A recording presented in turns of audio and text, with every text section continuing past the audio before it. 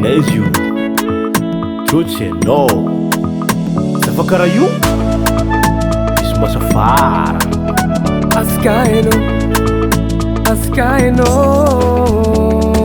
Lenyiku ano mivulanga zawa minulu jabe Orazin chawo kusatifyana kumandefo Ambuwa zengi malaza manyindi tomobile Ano kwa ngatini zing jamya kuchinga Sacha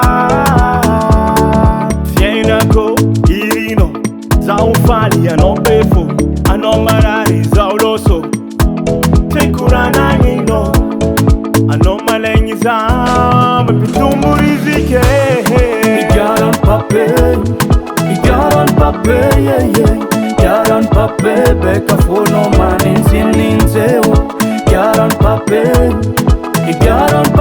yeah. Igaran pape, faze minas pinsu vole.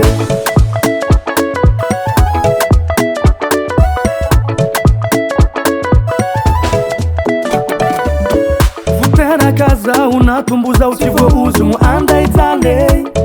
Fani zurondo remandreni zati beka anzare.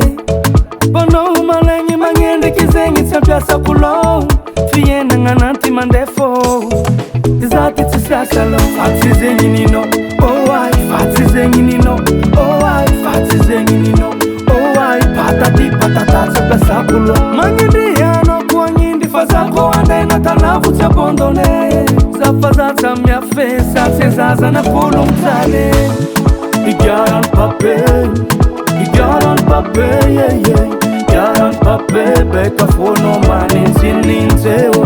Igaran pape, yeah.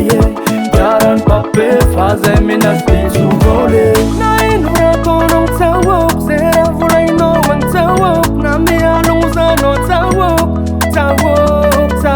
Fatimi sirati yenowe, numwani foni nowe.